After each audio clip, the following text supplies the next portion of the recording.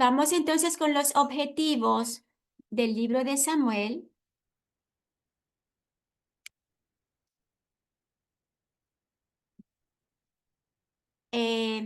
Cambié el slide. ¿Allá cambió o no? Pues tenemos como libro de texto los libros históricos por el autor Pablo Hoff. Un libro complementario que utilicé fue La clave de la Biblia según O.S. Hawkins. Y los objetivos, el estudiante comprenderá y apreciará que el plan de Dios triunfa a pesar de las vicisitudes sufridas por el pueblo de Israel, la oposición de sus enemigos y el fracaso humano. También usted comprenderá la transición de la teocracia a la monarquía. Eso lo vamos a ver más adelante. Que este pueblo preparó el camino para la venida de Cristo Jesús y vamos a continuar con las figuras literarias como las analogías y las tipologías. El otro slide no cambió, ¿verdad? Sí, ¿Cambió? introducción, dice, Muy introducción. bien, fabuloso, fabuloso. Pues como introducción tenemos el título y el autor. Con relación al título, a estos dos libros se les ha dado el nombre de Samuel porque es el personaje principal en la primera parte. Solamente lo vamos a tener como personaje principal en la primera parte. En otras partes, pues vamos a ver que otras personas son los protagonistas. Y también se le puso este título porque fue quien inauguró la monarquía ungiendo a los dos primeros reyes, que fueron Saúl y David. Sobre el autor, Samuel no pudo haber sido el autor de toda la obra, ya que se narran acontecimientos ocurridos después de su muerte. Y también se habla de la muerte de Samuel. Así que él mismo pues no pudo haber escrito esa parte. Y es probable que fuera escrito por un profeta desconocido, empleando escritos de Samuel, de los cronistas y de los escribas de David. Y allí tienen algunos versículos bíblicos que evidencian ese dato. Destacados historiadores modernos. Cambió. Destacados historiadores modernos reconocen esta obra como ejemplo de la historia mejor narrada de la antigüedad, la escritura en prosa más sobresaliente y la mejor obra histórica maestra del Antiguo Testamento. Así que según grandes escritores y grandes historiadores, esta es la mejor obra, mejor escrita, mejor redactada de todo el Antiguo Testamento. La primera parte de Primera de Samuel relata la historia de los últimos jueces de Israel, que fueron Elí y Samuel. Amén. El propósito de estos libros, recuerden que son los dos libros, Primera y Segunda de Samuel. El propósito de los libros es relatar el establecimiento de la monarquía y narrar la historia de las vidas que más tuvieron que ver con el reino, que fueron Samuel, Saúl y David. Otro propósito es demostrar que la infidelidad a Dios siempre tuvo como consecuencia el castigo, mientras que la obediencia era premiada con la bendición de Jehová. Según Primera de Samuel 2:30 dice, yo honraré a los que me honran y los que me desprecian serán tenidos en poco. Como tema principal tenemos la institución de la monarquía en el pueblo de Israel. Son muchísimos los temas que presentan estos dos libros, muchísimos, pero el principal es la institución de la monarquía. Según la cronología, recuerden que esta palabra cronología cronos significa tiempo y logía significa estudio. Así que cronología es el estudio del tiempo. Las fechas de Samuel, Saúl y David son aproximaciones. Se calcula el periodo de Samuel entre los años 1045 y 1015 antes de Cristo Jesús, ya que el reinado de Saúl duró aproximadamente de 1030 a 1100 antes de Cristo Jesús, y el de David duró de 1010 hasta el año 970 antes de Cristo. Sobre contribuciones teológicas que tiene estos libros, tenemos la profecía de Natán, que se encuentra en el segundo libro de Samuel, capítulo 7. Y Natán promete que David fundaría una dinastía que duraría para siempre. Se llama el Pacto Davídico y es la base para desarrollar el mesianismo real a través de la historia. Y vamos más adelante a ver a qué se refiere con este pacto davídico. Y allí tienen algunos versículos bíblicos que evidencian esta información.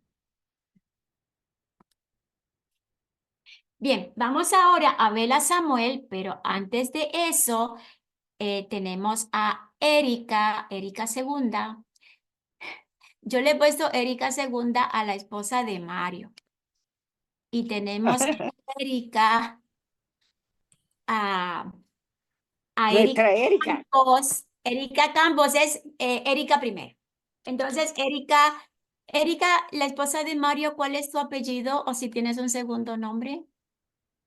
Magalí es mi segundo nombre. ¿Cuál es? Magalí. Magali. Magali.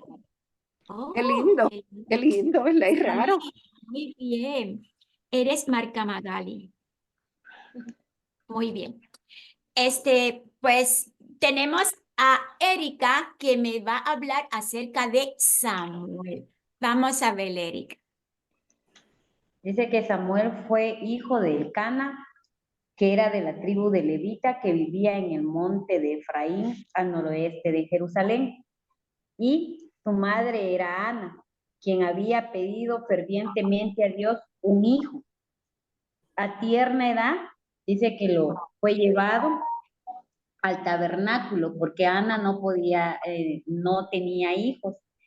Le costó tener hijos, y entonces dice que hizo una oración a Dios para que le diera un hijo, y la vio Elí, y creyó que ella estaba embriagada, pero no fue así, sino que le estaba pidiendo a Dios por un hijo. Y dice que le prometió a Dios de que a tierna edad lo iba a entregar a él, ¿verdad? Y lo llevó al tabernáculo, pero no se cree, no se tiene más o menos a qué edad lo llevó, pero dice que solo fue destetado cuando se lo llevó, se lo presentó al sacerdote Elí, quien lo crió y nunca pasó rasuradora sobre su cabeza. Dice que Samuel vivió durante un periodo de dura crisis en Israel. Dice que este periodo de transición entre los jueces y la monarquía y primer reformador religioso después de Moisés se llama el último de los jueces. Los jueces eran más incapaces de unir la nación. Dice que tenían problemas cuando murió Elí, y a causa de los problemas que hicieron sus hijos dentro del templo. Entonces dice que la situación fue muy difícil en Israel, pero como era demasiado joven no podía dirigir el pueblo. Y 20 años después, Dios dice que lo levantó a Samuel para encabezar un gran avivamiento religioso, y eso lo encontramos, dice, en Primera de Samuel, capítulo 7, versículos 2 al 6. Dios le concedió la victoria sobre los filisteos, dice, ¿verdad? Y también en 1 Samuel, capítulo 7, del 5 al 14. Y desde entonces fue líder del pueblo. Dice que desempeñó un papel importante en el establecimiento de la monarquía. Ya estaba, dice, de avanzada edad, ya estaba muy grande y sus hijos andaban en cosas malas. Y el pueblo clamaba por un gobierno más fuerte, aunque la petición no agradó al principio a Samuel, y esto lo encontramos en en 1 Samuel capítulo 8, versículo 6, donde dice que Dios le pidió que ungiera a Saúl como príncipe. También lo encontramos en 1 Samuel capítulo 9, versículo 17. Samuel no miraba a Saúl aún como rey al estilo de las demás naciones, sino como un líder militar que habría de unir al pueblo y salvarlo de los filisteos. Dice que Samuel se entristeció mucho cuando Dios rechazó a Saúl a causa de su desobediencia. El respeto del pueblo por Samuel se puso de manifiesto cuando todo Israel lamentó su muerte. Esto también lo encontramos en el libro de 1 Samuel, capítulo 28 y versículo 3. Samuel dice que estableció el movimiento profético de acuerdo con, lo encontramos en 1 Samuel 19, capítulo 19, versículos 20 al 22, donde dice que ejercía mucha influencia religiosa y educativa durante la monarquía. Su énfasis en la obediencia de corazón en vez de los ritos exteriores. Dice que perseguía el mensaje de los grandes profetas que surgirían más tarde. La importancia de Samuel se reconoce en Salmos 99:6, donde se le compara con Moisés y Aarón, y en Jeremías 15:1, donde se le reconoce como intercesor, y en Hebreos 11:32, donde se le elogia por su fe. Fue el último de los jueces y uno de los primeros profetas. Muy bien, muy bien, Erika Magali, muy bien, me gustó mucho. Un aplauso para Magali, para Erika, muy bien. Gracias, gracias. Bien, en el informe que dio Erika Magali, habló acerca de Ana y también mencionó a Eli. Y entonces vamos a ver quién era Ana y la tenemos aquí con Catalina. Vamos a ver, Catalina. Ok. Bueno, Ana era la esposa de un varón de Ramataim, de Sofim, dice que es del monte de Efraín. Él se llama Elcana. Tenía 2 mujeres, Ana y Penina. Penina tenía hijos, mas Ana no los tenía. Y todos los años Elcana subía a la ciudad para adorar y ofrecer sacrificio a Jehová en Silo. Penina la irritaba, enojándola y entristeciéndola porque Jehová no le había concedido tener hijos. Y cada año que subían, cada año la hacía llorar. Y al hacerla llorar, ella no comía. Pero dice que así también Elcana estaba pendiente, ¿cierto?, de Ana, porque dice la Biblia que la amaba, ¿cierto? A pesar de que no tuviera hijos, él la amaba. Y de alguna manera esto ocurría cada año que ellos subían a adorar al Señor. Pero dice que en un momento Ana dice que lloró y fue al templo. Dice que comió, bebió y se levantó y fue al templo, mientras dice que Elí, ¿cierto?, estaba en el templo. Ella dice la palabra, la historia, dice que ella con amargura de alma oró a Jehová y lloró abundantemente. E hizo voto diciendo: Jehová de los ejércitos, si te dignares a mirar mi aflicción de tu sierva, y te acordares de mí, y no te olvidares de tu sierva, sino que dieres a tu sierva un hijo varón, yo lo dedicaré a Jehová todos los días de su vida, y no pasará navaja sobre su cabeza. Mientras ella oraba largamente delante de Jehová, Elí la observaba. Y dice la historia, ¿cierto?, que ella la amaba de corazón. Entonces Elí lo único que veía era mover su boca. Por eso que dice la historia y la Biblia, dice que él pensó que estaba ebria, pero ella le dijo que no estaba ebria, sino que ella se derramaba delante del Señor para que Dios le concediera este hijo, ¿cierto? Y Elí dice que le respondió y le dijo, ve en paz, el Dios de Israel te otorgue la petición que le has hecho.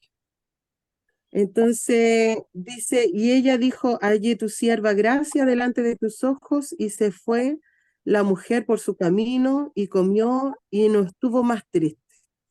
Y también en el libro de Primera de Samuel, capítulo 2, podemos ver el cántico de Ana, que fue la oración, ¿cierto? La oración que le entregó, y dicen que muchos escritores y comentaristas bíblicos consideran a Ana una poeta. Y cuando ella entregó a Elías a Samuel, dice, ella dijo una oración, y dice que es semejante a la oración de María, la madre de Jesús, cuando fue a visitar a la prima Elizabeth. Dicen que esas oraciones son poemas, así que por eso le hacen como la semejanza. Eso, mi hermana. Muy bien, Catalina, muy bien, otro aplauso para Catalina. Muy bien. Muchas gracias, Catalina. Sí, eso,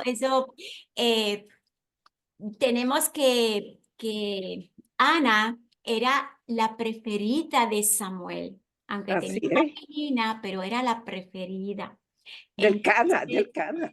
sí, de Elcana. Entonces, la consideran muchos historiadores y comentaristas que era una gran poeta. Y ese cántico, sí, tiene una semejanza con el cántico de María, De cuando María María. fue a visitar a Isabel, que el hijo el niño se revolcó en el vientre. Se Entonces murió. María empezó a alabar a Dios de esa forma. Y hay una semejanza en esos dos cánticos. Así que también podemos decir que María también era poeta. ¿Ok? Muy bien. Pues entonces también tenemos a Elí. Todavía estamos con Samuel. Estamos con Samuel. Vamos entonces, ¿quién era Elí y qué relación tenía con Samuel? Y esta asignación se la había dado a Mario. Vamos a ver, Mario, el hermano Mario.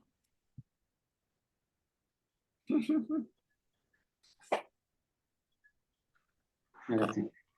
Elí, hermana, era un sumo sacerdote, era del linaje de Aarón, y tenía hijos impíos. Eso está en 2 Samuel, capítulo 2, verso 13, que no conocían a Dios los hijos, según la ordenanza de no comer ninguna grosura del sacrificio, lo que está en Levíticos 3:17, que había una orden donde ahí habían ordenanzas, ¿verdad? Que no tenían que comer la grosura de lo que iba a ser sacrificado, no tenían que comer nada de eso.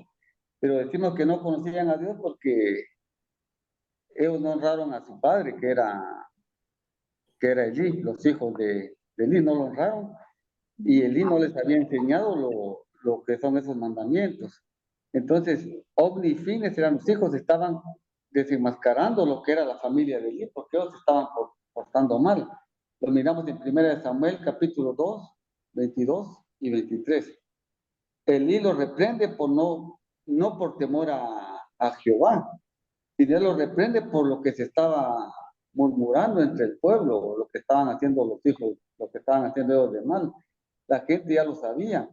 Elí está preocupado por lo que se dice, por lo que dice la gente, no por lo que piensa Dios de su familia, de sus hijos. A Elí no le daba pena que sus hijos robaran, no le daba pena que sus hijos tuvieran relaciones sexuales con las que cuidaban el templo, que las dejaran embarazadas. Él no le daba pena eso. Elí no fue ejemplo de nada para sus hijos.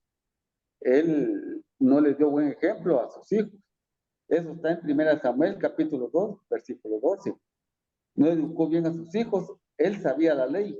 Según Deuteronomio 21, del versículo 18 al 20, dice que si un hijo era malo, y él como sacerdote, ellos eran expertos en la ley. Tenían que reprenderlo, tenían que educarlo, y si no, sacarlo a su puerta, dárselos a los ancianos de la ciudad, para que lo sacaran y lo apedrearan, el mal se fuera del lugar y se quedara todo tranquilo. Él no hizo eso con sus hijos, tenía que corregirlos y no entregarlos a los ancianos, ¿verdad? Elí no hizo juicio y Jehová lo hace, está en 1 Samuel capítulo 2, verso 25, donde fue sacerdote. Elí era un hombre viejo, pero sabio, porque le da un consejo, o sea, él sabía, pero se hacía como que la vista gorda, va con sus hijos para no ofenderlos, para que no se enojaran, él no los corregía, pero él sabía que estaban haciendo cosas malas. Elí amaba más a sus hijos que a Dios, está en 1 Samuel, capítulo 2, versos 30 y 31. Por el pecado de Elí, cayó juicio divino en su familia. Amén. Por el pecado de Elí.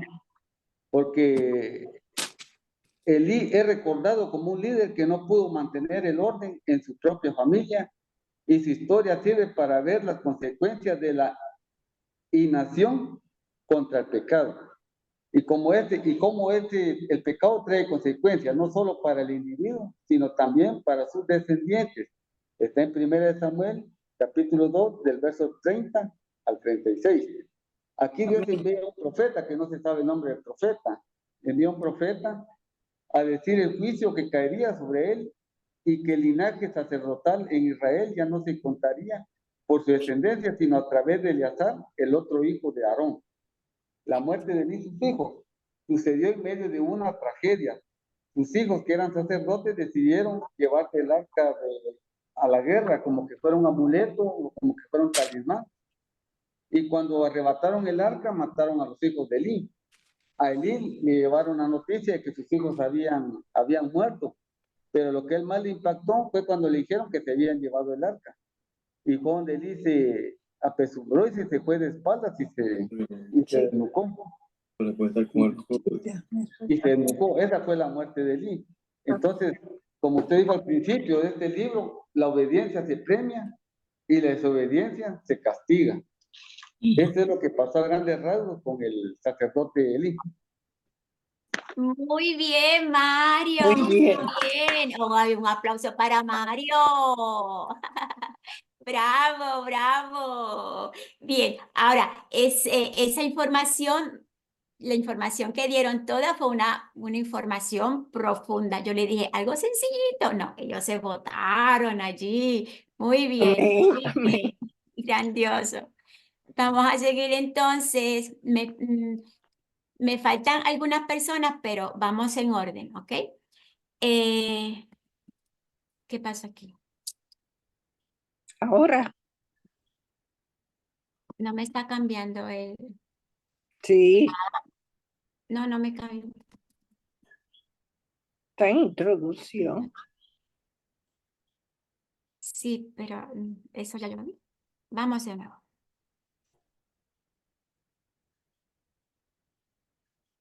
Bien, ya vimos la cronología, vimos la contribución teológica. Vamos a Samuel. ¿Cambió allí el slide cambió? Sí, Ok, bien. Vamos a ver a Samuel así a grandes rasgos. Ya Erika Magali profundizó más en este personaje, así que vamos a dar algo así por encimita.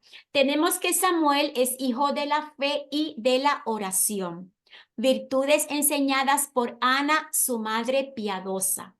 Él fue el eslabón entre la oscura época de los jueces y el periodo de la monarquía. Se inicia con él la historia del reino hebreo. Fue el primero de los grandes profetas, maestro de profetas, sacerdote, intercesor y el último de los jueces. El único juez que tuvo éxito en su intento de unir a las 12 tribus.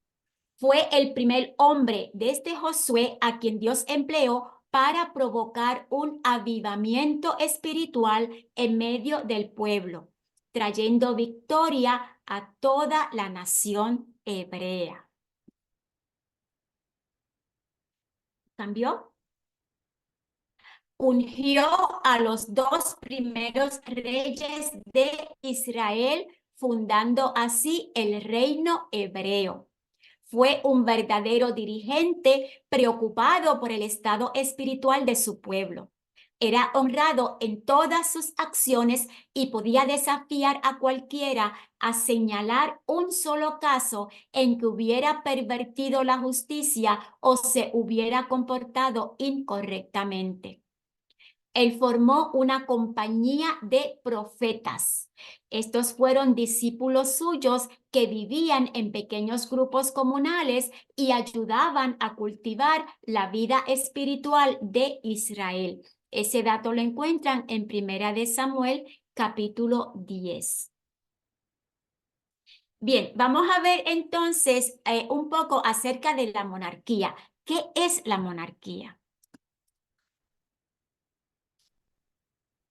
La monarquía. Dice, el gobierno de Israel había sido teocrático. Es decir, Jehová era su rey.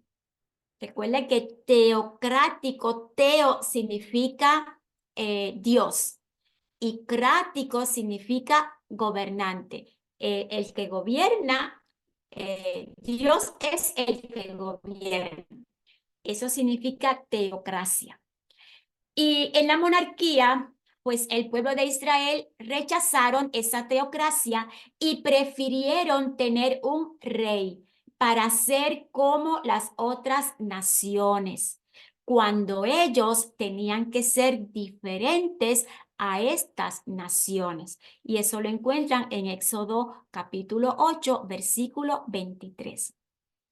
Antes de la monarquía, Samuel aconsejó al pueblo de Israel y les dijo cuáles eran las consecuencias de tener un monarca, o sea, cuáles eran las consecuencias de tener un rey.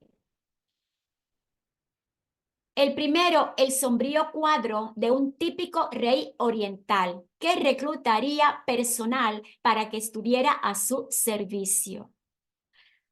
Contribuir a la pompa real del palacio, o sea, a las riquezas del palacio. Habría trabajos forzados y elevados impuestos, y desaparecerían la libertad y la igualdad entre el pueblo. Esas eran las consecuencias de venir entonces la monarquía en el pueblo de Israel.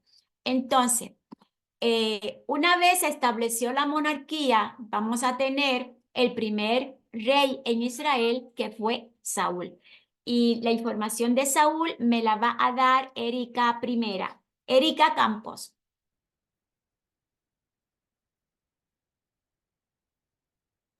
Amén. No te oye ahora. ¿Ahí Muy sí? bien. Sí, ahí sí. Ya, bueno.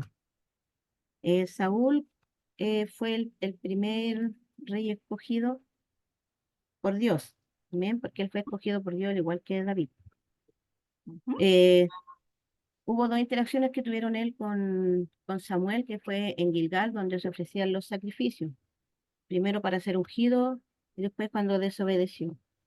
Saúl era de la tribu de Benjamín, vivía en la ciudad de Gabá. Dice, era bien parecido y más alto que cualquiera del pueblo. El nombre Saúl significa pedido, que los israelitas habían pedido un rey y rechazaron a Dios. Ujú. Dice que Él fue el centro de esperanza de Israel para las victorias militares. Era de una tribu humilde y tímida. Él fue ungido, quiere decir que fue separado para el servicio. Pero Saúl tuvo grandes fallas porque en su carácter él le importaba más la opinión del pueblo que obedecer a Dios. Le importaba también más el poder agradar al pueblo que agradar a Dios. También fue presuroso porque cuando Samuel le dice que espere, él qué es lo que hace, viendo que ya no aparecía Samuel, se desesperó y él hizo algo que no debía. Él estaba ungido para ser rey, no como sacerdote. Entonces fue y presentó un holocausto y eso no le agradó a Dios. Era muy presuroso. Después cuando el Señor lo envió a exterminar al pueblo de los amalecitas, ay, no me acuerdo el nombre, pero cuando lo mandó a exterminar al rey y a todo, él le hizo caso de nuevo al pueblo y guardó, dice, y trajo al rey con vida y trajo, dice, lo mejor. Y cuando Samuel le preguntó, le dice, ¿por qué escucho esos sonidos de oveja? Es que el pueblo, y siempre poniendo al pueblo primero, siempre queriendo agradar al pueblo y no a Dios. Y eso le costó el haber perdido el reinado, aunque Dios lo mantuvo hasta la hora de su muerte, pero ya el Espíritu Santo se apartó de él a causa de su pecado y en vez de eso vino un espíritu que lo atormentaba de parte de Dios mismo. Eso podría ser. Muy bien, Erika, muy bien con tu informe. Un aplauso a Erika. Saludos, Erika. Muy bien, Erika, muchas gracias. Bien, vamos entonces a ver a grandes rasgos este personaje de... Ay, se me fue. El personaje de Saúl.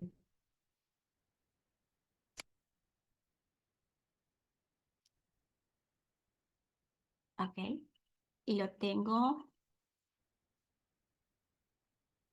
aquí. Pueden ver el slide, ¿verdad? De Saúl. Ok. Tenemos a Saúl, que fue el primer rey de Israel. Al principio de su reinado, cumplió muy bien el propósito divino por el cual había sido designado rey, siendo un gran libertador, derrotando a los filisteos y a los amalecitas, Moab, Amón, Edom y Soba. Las debilidades que tenía Saúl era su orgullo y su deseo de gobernar sin acatar las palabras del profeta. Tal espíritu de independencia no correspondía a alguien que había sido ungido para servir como subalterno del rey invisible. Su baja naturaleza se afirmó cada vez más y Samuel tuvo que presenciar la gradual decadencia de este rey. Los resultados de las debilidades de Saúl fueron que desconfiaba de la ayuda divina, confiando demasiado en su propia sagacidad. Pasó por alto al hombre que continuamente servía como mediador entre Dios y el rey, que viene siendo Samuel. Le faltaba el respeto a la palabra de Dios. Fue superficial y necio al considerar su desobediencia como algo trivial. Trivial significa que no tenía importancia y que sería fácilmente dispensado. Saúl fue desechado y su reino sería dado a otra persona mejor. Muy bien. Eso a grandes rasgos acerca del rey Saúl. Vamos entonces a ver que este rey Saúl desobedeció a Dios, desobedeció la palabra de Dios, no confiaba, no le hacía caso tampoco a Samuel, porque Samuel era quien le decía a Saúl las cosas, o sea, Dios se comunica con Saúl a través de Samuel. Entonces, Saúl tampoco le hacía caso a Samuel. Porque Saúl ya se había convertido en una persona que confiaba solamente en su propio juicio. Así que fue descartado como rey y van a poner entonces un nuevo rey, que ese viene siendo David. Y David lo tiene la hermana Elsie. Vamos a ver la hermana Elsie. Déjame sacar aquí la... ¿Dónde está Elsie? Ok, Elsie, bendiciones. Dios les bendiga a todos. ¿Me escuchan bien? Sí, la escuchamos muy, muy bien. Muy Adelante. gracias. Sí. Sí, Saludos. saludos a todos, Dios les bendiga. Sí, voy a intentar hacer un resumen cortito, como me dijeron, algo bien Sí. resumido. Bien. Bueno, el rey David es un rey muy conocido por los salmos, ¿no? La vida del rey David, de alguna manera uno la puede ver reflejada a través de los salmos. Él es autor de alguna manera, hay personas que dicen que son 73 salmos los que se le atribuyen a David. Sin embargo, en la investigación pude ver que hay algunas fuentes que hablan hasta de 75 salmos, total de los 150 salmos, ¿ok? Como lo dicen ustedes, este es el segundo rey del reino unificado de Israel. Y, por supuesto, es el rey que ayudó a establecer el trono de nuestro Señor, del trono eterno de Dios en Israel. Aunque en el inicio a David se le conoce como un pastor de ovejas, él llega a ser conocido por la pasión que él tiene hacia Dios. Él muestra esa pasión de una manera en las distintas facetas de su vida.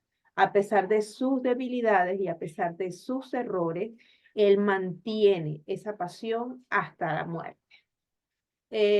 Sus habilidades musicales también son conocidas y son de alguna manera, es un instrumento utilizado por el mismo Dios para de alguna manera traer paz, en este caso a el rey Saúl, al cual fue descartado. Ya vamos a ver un poquito eso, ¿no? Su valor, su inspiración, siempre pues hombre preparado para luchar, para defender al pueblo de Dios, a Israel. Y por eso se le conoce esa experiencia como luchador, como guerrero, de todos los enfrentamientos que tuvo que llevar a cabo, ¿no?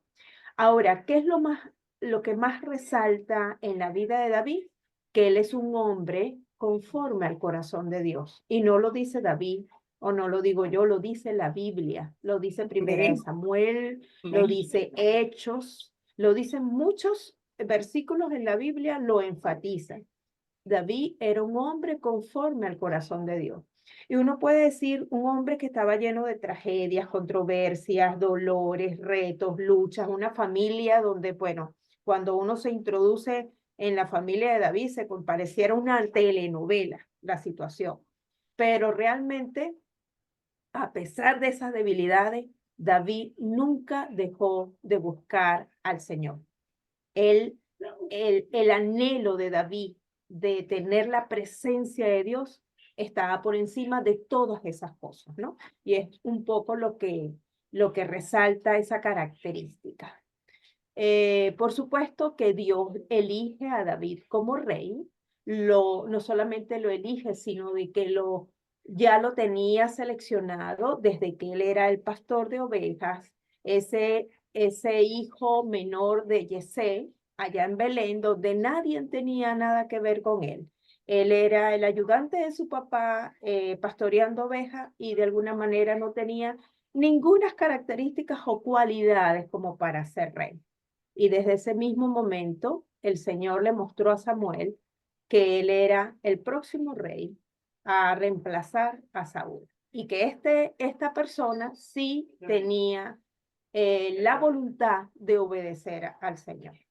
Entonces, dentro de los aspectos a resaltar, bueno, David nació alrededor del año 1000 a.C., fue hijo de Yesé en Belén, pertenecía a la tribu de Judá, tuvo 7 hermanos, él fue el último, el número 8, y se dio a conocer, por supuesto, por la gran hazaña de matar a Goliat con una piedra y con la misma espada del gigante Goliat. Saúl, cuando lo conoce, porque está Saúl como rey cuando esto ocurre, y por supuesto en ese momento los filisteos huyen y queda Israel como ganador. Entonces Saúl de inmediato se interesa por David y comienza a tener de alguna manera contacto directo con David. Y cuando Saúl comienza a vivir esta situación del espíritu maligno que le manda el Señor a que lo perturbe, pues era David tocándole el arpa quien le daba paz a Saúl. Y es desde allí cuando David le pide, Saúl le pide a Yesé, al padre de David, que por favor le permita que David se quede allí en su casa para que pueda tocarle el arpa y darle la paz que a través de la música podía él recibir en ese momento que era perturbado por el espíritu maligno. Entonces en eso Saúl lo nombra a él paje de armas. Eso está en Samuel. Bueno, David cuando toma el reinado tiene 30 años y gobierna durante 40 años. Al principio él estaba en Hebrón, ahí estuvo 7 años, y posteriormente pasa a Jerusalén, la cual nombra como capital, y allí está durante 33 años. Tuvo 8 esposas, de las cuales, pues, una de las hijas de Saúl, Mical, fue su primera esposa, y por supuesto Betsabé, que es la otra historia por la cual conocemos mucho a David, es una de esas 8 esposas que están allí mencionadas en Primera de Samuel. También tuvo concubinas, 10 concubinas. En esa época, pues, se manejaba este tipo de conceptos. Y en total tuvo 6 hijos en Hebrón, de acuerdo a Crónicas, y 13 en Jerusalén. Sin embargo, revisando Segunda de Samuel, ahí en Crónicas se mencionan 13 hijos y en Primera de Samuel, en Segunda de Samuel se mencionan 11. Entonces, bueno, ahí tomé el número mayor. De los salmos, entonces ya les comenté que entre 73 y 75 salmos. Ahora, ¿qué es importante de las características o del carácter que mostró David? El celo a la presencia de Dios. Y esto nos lleva a que David buscaba, en aquel entonces, recuerden que el arca del pacto era la imagen, el símbolo de la presencia de Dios. Entonces ahí tenemos un acontecimiento donde David quiso hacer, de alguna manera la intención no era mala, pero el método que usó no era el correcto, porque el arca del pacto estaba diseñada para que se llevara con las manos a través de los aros que estaban en los extremos y se llevara de una manera en marcha Correcto. militar, por decirlo así. Y ellos lo llevaban en un auto, en un carro, en un carruaje, y pues por supuesto que el arca en algún momento tropezó, casi se cae, y la persona que intenta detener o estabilizarla, por supuesto que muere porque estaba simbolizada la presencia de Dios en el arca. Entonces, eso generó en el grupo de David, generó un poco de confusión, de dolor, y realmente fue una de las cosas que sintió en el rey David el dolor de la persona que muere, ¿no? Sin embargo, pues siempre David trataba de rectificar. Él reconocía cada vez que fallaba, él reconocía, se arrepentía y iba a la presencia de Dios, cosa que no lo hizo Saúl y cosa que quizá nosotros, si nos identificamos con David, eso es una de las cosas que nos invita el carácter de David, que nos vamos a estar equivocando, vamos a estar pecando, pues tenemos que ir en arrepentimiento a la presencia del Amén. Señor y volver a comenzar, ¿no? Esa era una de Amén. las cosas que me llama la atención del carácter de David. Otra era la confianza de la soberanía y de la misericordia de Dios. Él confiaba plenamente en eso, más que en los hombres. Y nosotros también debemos ir a eso. Pues Amén. recuerdo que en Segunda de Samuel hay una situación con respecto al censo. David hace un censo como para sentirse seguro de la cantidad de personas que tenía, que podía respaldarse al momento de una guerra. Y realmente el Señor no le había mandado a hacer el censo porque él tenía que confiar en las fuerzas de Dios, no en las fuerzas de los hombres. Entonces, pues, esa fue otra de las situaciones que se ven, que vive David. El Señor le comenta a través de Gad, le dice, bueno, elige entre la plaga de 3 días, hambruna en Israel por 1 año, o entregarte a tus enemigos. Y qué hermosa la respuesta que David le da a Gad cuando le dice, confío en la misericordia de Dios. Amén. No quiero caer en las manos de mis enemigos. Y fíjense que ustedes se ponen a ver, las 3 opciones eran malísimas. Y él dijo, confío en la misericordia de Dios. Y que sea lo que Dios diga. Realmente allí vemos la confianza de David hacia la David. soberanía y la misericordia de Dios. Así Y es. pues Muy bien. así vamos a encontrar muchísimas características de David en función a los salmos. Arrepentimiento, integridad, bondad, mansedumbre. Entonces, realmente son muchísimas las características que nosotros podemos ver en David y que pudiésemos muy bien tomar como referencia. Amén. Muy bien, Elsie. Perfecto. Muchísimas gracias. Un aplauso para Elsie. Me Perfecto. encantó. Muy bien. Todos los informes que han dado han estado muy, muy, muy bien. Los felicito. Los felicito. Así que vamos a ver entonces a grandes rasgos el personaje de David. Aquí está. David es un pastor fiel, músico, guerrero valiente, extraordinario caudillo y persona profundamente espiritual. Su vocación pastoril y solitaria le dio la oportunidad de meditar en las cosas de Dios y desarrollar un temperamento poético y sensible a las bellezas de la naturaleza, por lo que es autor de muchos salmos. En presencia de peligros y responsabilidades, también aprendió el valor y la confianza en Dios.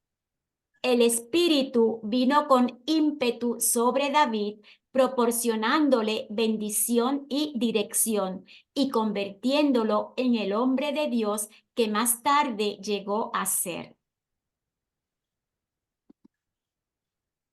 Llegó a ser el rey ideal del Antiguo Testamento, de carácter noble, valiente, santo y generoso. Atendía fielmente a los deberes de Dios y era figura profética del rey venidero, el Mesías. Su confianza suprema en Dios fue la nota dominante de su vida y el rasgo que lo diferenciaba de Saúl. Factores que contribuyeron a su caída: la poligamia. Poligamia es cuando se tiene muchas mujeres. El monarca no podía tener muchas mujeres, y esto está en Deuteronomio 17, versículo 17. Se quedaba en la comodidad de su palacio en vez de estar en la línea de batalla. Cuando iba él a luchar contra los enemigos, él se quedaba en el palacio y dejaba entonces a los soldados que resolvieran. No fue un padre firme que supiera disciplinar a sus hijos, y en su familia hubo incesto, violencia, intrigas para capturar el trono y rebeliones. Hizo un censo en Israel en contra de la voluntad de Dios para gloriarse en la gran cantidad de sus guerreros, como si la nación fuera pueblo suyo y no de Dios. También hizo el censo para poner su confianza en las Fuerzas Armadas de Israel. Y también lo hizo para contar a las personas capaces de ir a la guerra, para reorganizar el ejército y fijar impuestos.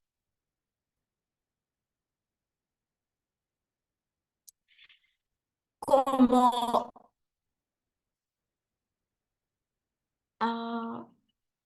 estoy... Ajá. Entonces, vamos a tener que David es un tipo de Cristo Jesús. Aquí es una de las características que vamos a ver en este libro, y es la tipología. Es una de las grandes licencias literarias que vamos a ver en estos libros. Recuerden que tipología son personas del Antiguo Testamento que de una forma u otra, o eventos que de una forma u otra nos van a dirigir, nos van a personas que señalan lo que le va a ocurrir a Cristo Jesús en el Nuevo Testamento. Entonces, David es un tipo de Cristo Jesús. Y lo vamos a ver en qué forma. Ambos, tanto David como Cristo Jesús, son descritos en la Biblia como pastor. El primer versículo, la primera nota del versículo se refiere a David y el segundo a Cristo Jesús. Ambos son descritos como siervos, profetas, rey, príncipe, justo, siervo ungido, el escogido, la simiente o la descendencia, y ambos fueron representantes del pacto nuevo y eterno.